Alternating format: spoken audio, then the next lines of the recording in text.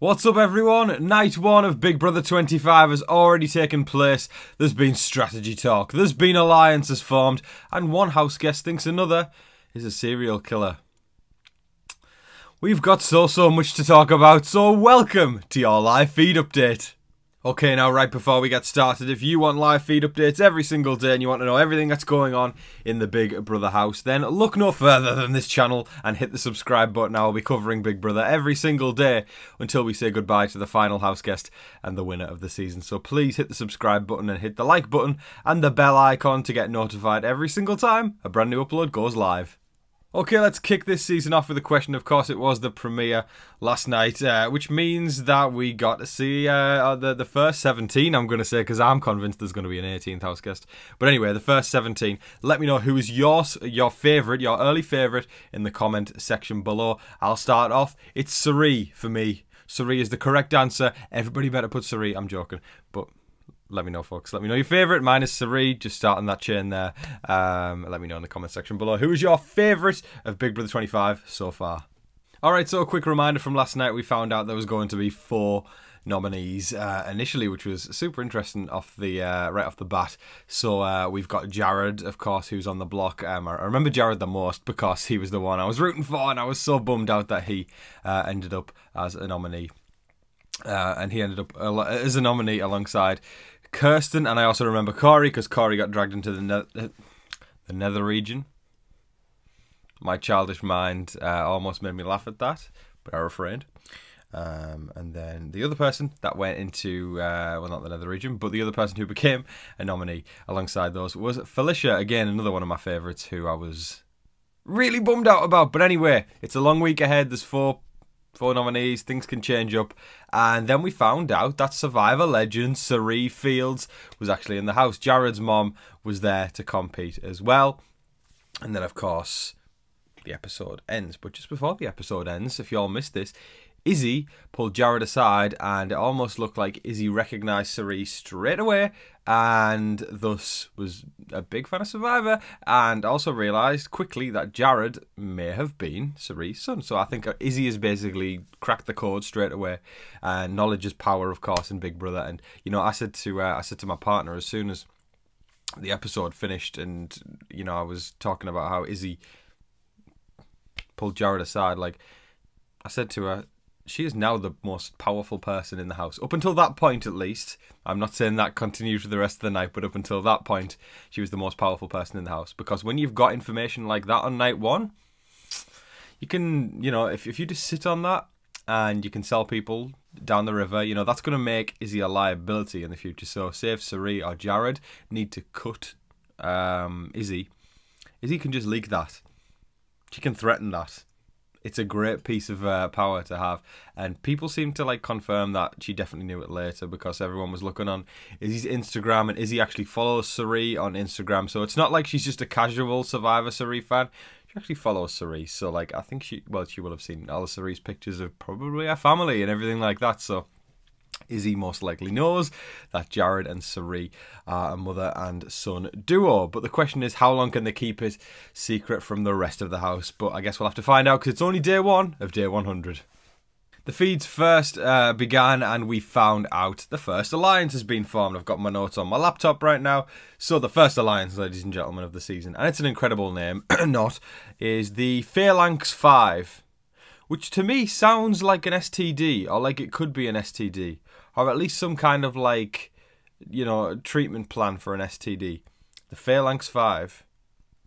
You got a case of the Phalanx 5? Oh, don't worry, we're going to prescribe you the Phalanx 5 to get rid of that STD. The alliance is Matt, Kirsten, Luke, Jared, and Riley. It's a case of the Phalanx, folks. Yeah, so we'll see how long that one lasts. It's a night 1 alliance that was made on bonds that lasted all of, I don't know, a couple hours. Can't imagine it lasts long, but I may be proven wrong. But for now, we've all been diagnosed with a case of the Phalanx 5. Now, of course, those of us who know Sari from Survivor will know that she is potentially one of, if not the greatest social player of, you know, strategy TV competitions of all time. I would say definitely 100% one of. You know, she's really, really up there when it comes to socializing, and she could have the biggest target on her back. She could be playing her like 15th season of a reality show, and she could still do damage and make it incredibly far in the game because she's just so damn likable. You sit there and, you know, she makes you feel heard, she makes you feel listened to, you feel a great bond with her, and she's loyal. She's very, very loyal to the people she cares about. But if you are not in her alliance and you do not benefit Cirie, she will have no doubt, and she doesn't even think twice about voting you out. She's wonderful. She is exactly what we need in a reality TV competition. And of course, I know Big Brothers expect the unexpected, but I expected the expected with Cirie, and she's pretty much running the house already, which I couldn't be happier about. As a smirk emerges from my face, Cirie is already controlling the house. It's awesome to see an older player controlling the house as well. Of course, she got tight with Felicia because Felicia's an older house guest as well, and Felicia, sorry. And I love Felicia, just for the record. My two favourites at the moment are Cirie and Felicia. Those two are gold together. The conversations they have. And it's wonderful because usually there's one older house guest. And when we say older, it's somebody maybe in their early 50s or late 40s. Or even, like, you know, in previous years, somebody in, you know, the early 40s would be classed as the older house guest, which is just stupid.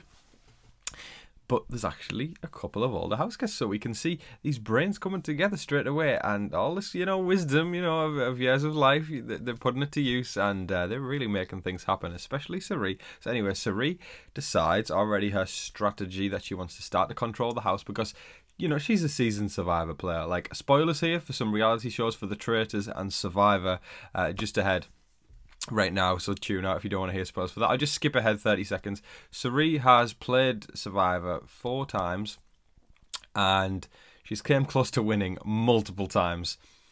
It's not an easy feat. And then The Traitors, she won The Traitors only last year. So, or was it this year? I can't even remember. Recently, over the past year.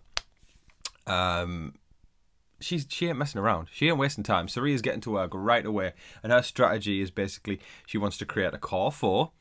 And she wants each of those 4 people to, you know, latch onto somebody else. Very similar to the cookout, which is amazing seeing Tiffany's strategy also implemented into other seasons.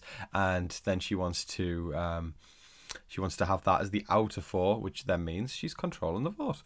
Night 1. And Cirie's doing this already as the older house guest. Pretty remarkable, if you ask me. She has no qualms at all in making sure things are happening. Nobody has Cirie's name in their mouth, and she's literally controlling the house on night 1. I don't think I've ever seen, I mean, in recent Big Brother history at least, like, we've seen steamrolls, but I've never seen somebody dominate and take control this fast on night 1. And as a Big Brother fan who loves to see strategy, I am in utter awe. And to see it being Cirie Fields, the Survivor legend, is just even more impressive. Trust me, those of you who haven't seen Cirie on Survivor, y'all are going to get the hype by the end of this season of Big Brother. Y'all are going to understand why Cirie is so amazing. I mean, to be honest, I think a lot of you I've seen on Twitter are already understanding the hype, and it hasn't even been 24 hours yet. So just give Cirie a moment to grow on you if she hasn't grown on you yet. But anyway, this core 4 that Cirie wants to make consists of her, Nicole, Kirsten and Felicia, and then they'll all grab somebody else. But here's the thing with Cirie. Don't think for a second she'll be loyal to those 3 over her son, Jared. And that's the beauty of this strategy here, because Cirie, that's going to take her far if she can implement this strategy. But also, she will cut those. She will cut those people if it means her son makes it further in the game. We've got some beautiful strategy already, because that's the extra element to this one. She's creating a core alliance, but nobody knows that, well, apart from Izzy. None of the rest know that really she only cares about get her son and herself getting further. So, you know, she'll make that happen for a while, but if it's threatening her son's game, then she'll just use that alliance to make sure her son makes it further. Cirie is already top dog in the house, and she is controlling the game on night 1. Okay, before we get onto the headline news, honourable mention to Felicia's laugh. It is my new favourite thing. I wish I could set it as a ringtone on my phone. If you all haven't heard her laugh, it is just It is gold. It is diamond. It is crystal. It is every single gemstone on the earth. If you all haven't heard it yet, go check it out. You can find it on Twitter. Just search Felicia Laugh BB25 and you'll find it on there. I've got it on my Twitter as well. I've got my handles up there. Follow me on Twitter at TV Talks with Tom and on Instagram at Tom_Vazy for all the latest Big Brother stuff and Tom stuff. But yes, let's get on to the headline news. Felicia's Laugh, check it out. Izzy, pretty quickly when the feeds came back, went to Kirsten and leaned in and whispered and said, "I think Cameron is a serial killer."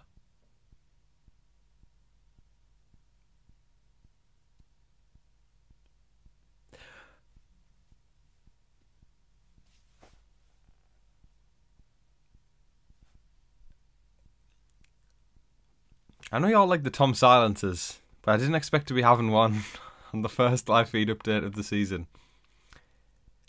I've never had to lead an update about another house guest calling another one a serial killer. So unhinged for night one, right? But it probably means that we're in for some good feeds over the next 100 days. But that was so unprovoked, right? At least in my opinion anyway, right?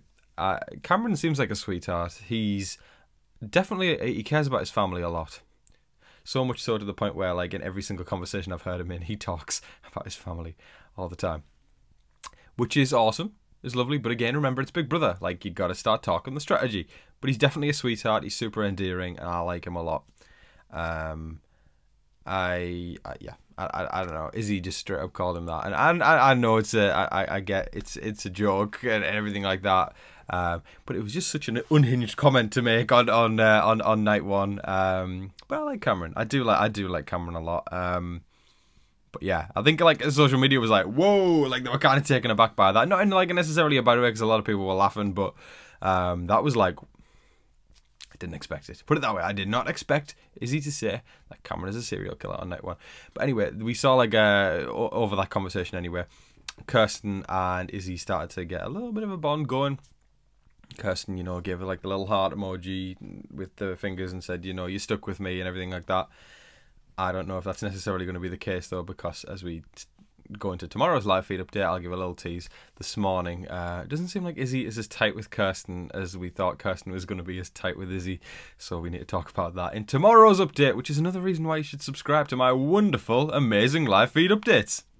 Okay, so Corey returned from the nether regions, and he looked pretty traumatized for a while, but then he eased into things pretty fast. It was cool that he didn't, you know, he wasn't exiled from, you know, socializing on that first night, because it's so damn important to make those bonds and strategy talk on the first night, because it really sets the tone for the rest of the season. So that was cool that, you know, they didn't keep him hidden for a while. I don't know if maybe they kept him out for an hour, because of course the feeds went, you know, we didn't see the feeds straight after the show. It was a couple hours after.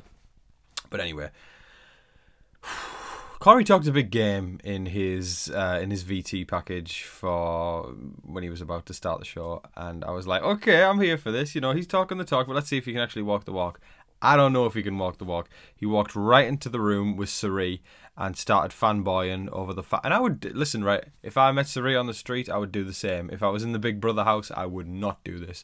He fanboyed over Suri, and he was like, oh my God, you know, he started talking about a performance on each of our seasons, right? That's like TV Talks with Tom shit, you know, like he was going, you know, on Exile Island, you know, this happened. And then he was saying, oh my God, can we talk about Heroes versus Villains? Can we talk about Micronesia? Can we talk about Game Change? And I was like, this is so cool to see from a reality TV fan standpoint, but from a gaming standpoint, this dude, don't do that. Don't do that, because immediately Suri was going to other people afterwards like, I think Corey's a genius, you know. He really should learn law, and Corey was basically saying to her, you know, look, I just want to treat you like every other house guest, but like, he straight up, the first thing he said to her in the conversation was, first up, you were robbed. And I'm like, oh my God, it was nice to see, but at the same time, like, dude, play the game. You've talked this talk about, you know, strategy and everything like that, and then doing that is just showing somebody that you know all of their performances on each of their reality seasons. Like, that's just giving away that you know, 9 times out of 10, you know, it's us. You know, it's us, the people who watch live feed updates, the people who watch, you know, videos about these shows online, you know, that know all these statistics and can memorize who came fourth on Survivor Season 2 in 2000 and whatever year it was, you know. And I'm just testing myself right now, see if I can remember that. Who came fourth in that year? It was...